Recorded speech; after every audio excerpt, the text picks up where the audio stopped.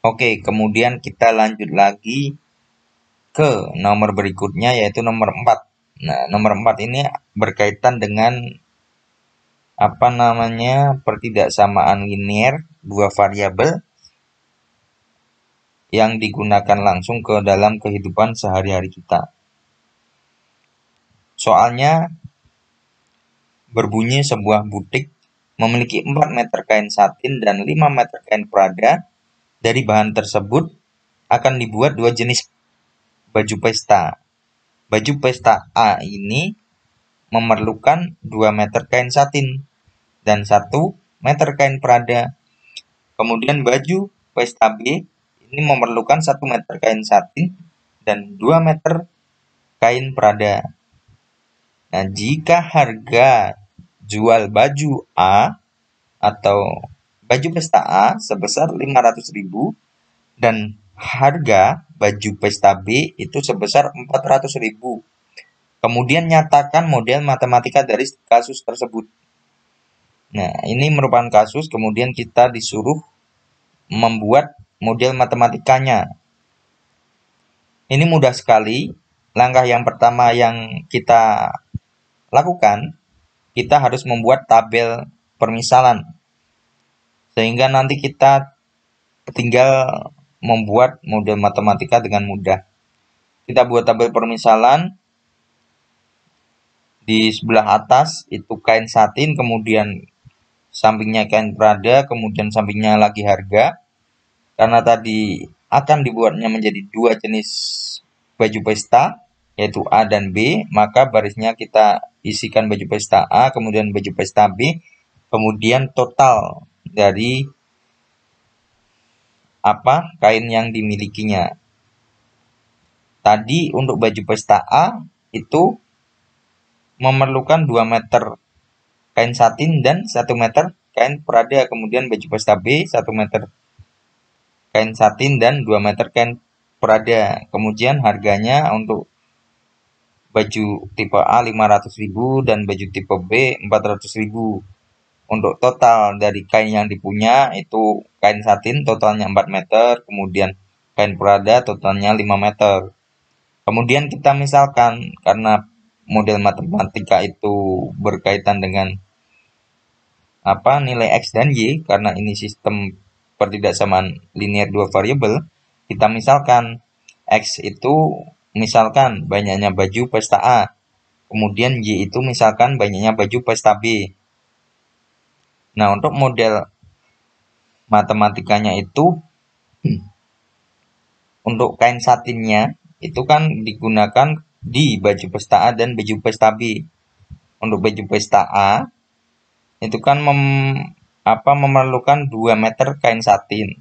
2 meter kain satin dikali banyaknya baju pesta A atau X ditambah baju pesta B kan memerlukan 1 meter kain satin, sehingga ditambah 1 dikali banyaknya baju pesta B itu harus kurang dari sama dengan 4 atau kurang dari sama dengan total yang dimiliki butik tersebut. Totalnya adalah 4 meter gitu. Kemudian yang persamaan 2 itu didapat dari kain prada. Untuk baju pesta A itu kan membutuhkan 1 meter kain prada, berarti 1 dikali X atau banyaknya baju pesta A, kemudian baju pesta B membutuhkan 2 meter kain prada, ditambah 2 kali banyaknya baju pesta B atau Y itu kurang dari sama dengan jumlah totalnya, yaitu 5 meter. Kemudian jangan lupa kita tuliskan X lebih dari sama dengan 0 dan Y lebih dari sama dengan 0. Kenapa? Karena tidak mungkin ketika nanti X-nya kurang dari sama dengan 0 atau sama dengan 0 dan Y-nya kurang dari sama dengan 0 juga. Karena kan ini berkaitan dengan banyak atau jumlah yang akan diproduksi.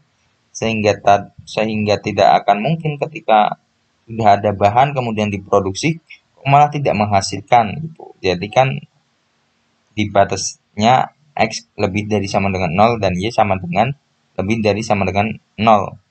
Kemudian untuk harganya ini kita bisa modelkan menjadi fungsi optimum yang kemudian nanti kita dapat mencari nilai maksimum atau untungnya, untung secara maksimum. Nah, nulisnya F terhadap X, Y itu sama dengan 500.000 dikali AX dikali X ditambah 400.000 dikali Y.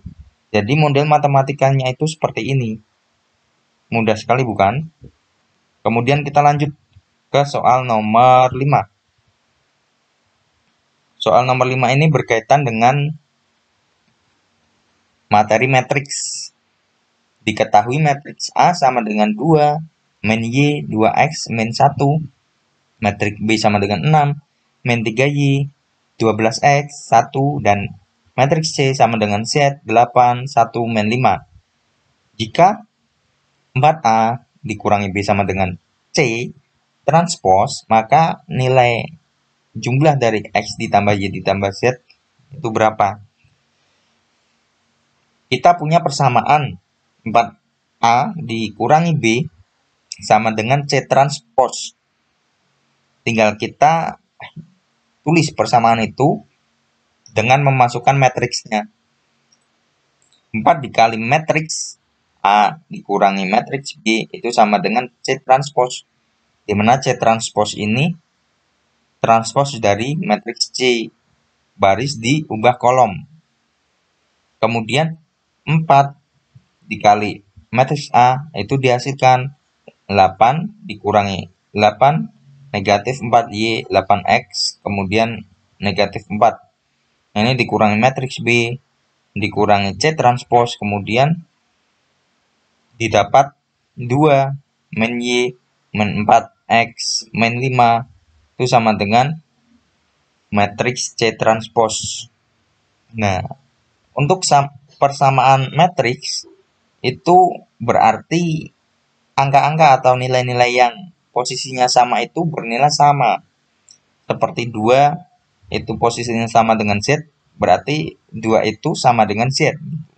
Jadi didapatkan Z itu sama dengan 2, kemudian min Y atau negatif Y itu sama dengan 1, negatif Y sama dengan 1, kemudian didapat Y sama dengan negatif 1. Kemudian negatif 4X itu sama dengan 8.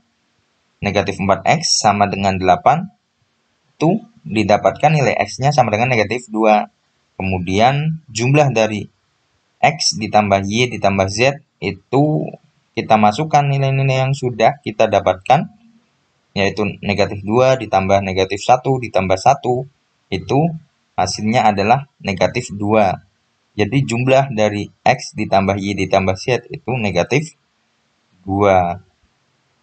Kemudian kita masuk ke soal yang terakhir. Soal nomor 6. Soal nomor 6 ini berkaitan dengan transformasi atau perpindahan.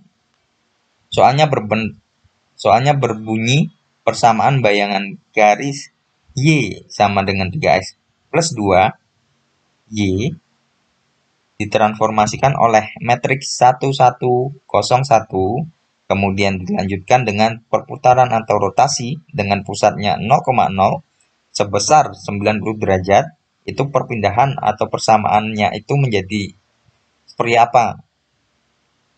Yang pertama kita lakukan, kita akan transformasikan dulu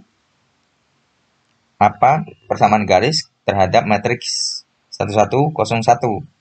Nah, persamaan garis ini kan komponen variabelnya adalah X dan Y.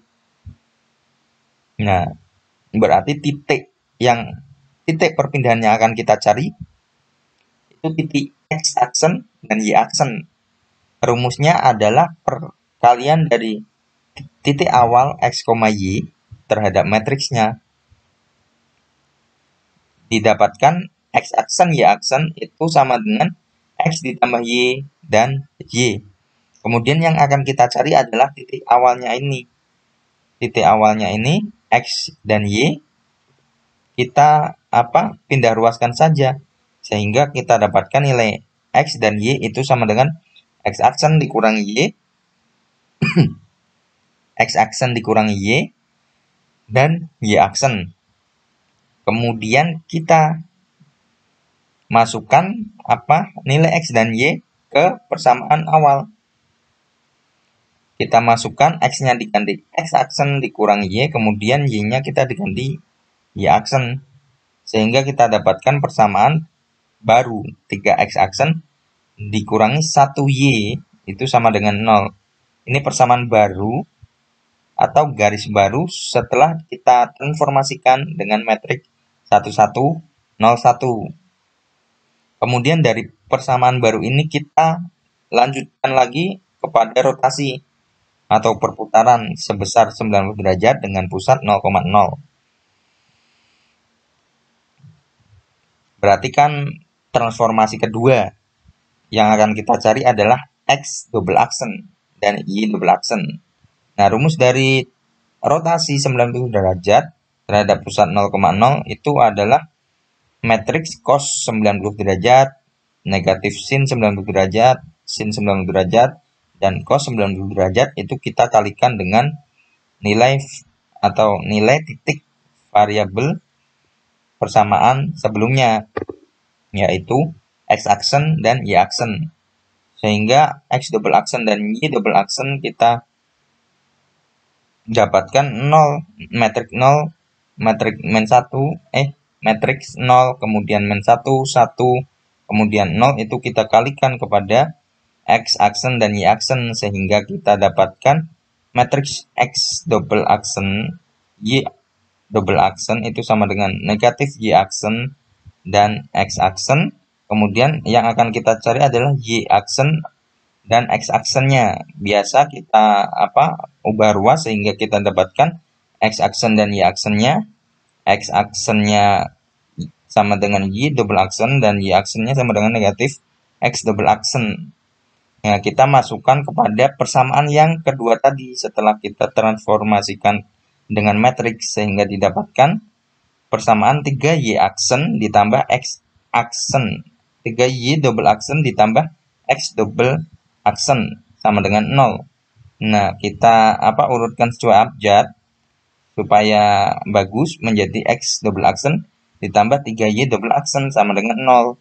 Karena persamaan garis itu tidak memandang aksen-aksennya, kita hilangkan, tidak akan bermasalah sehingga dapat kita tulis persamaannya adalah X ditambah 3Y sama dengan 0.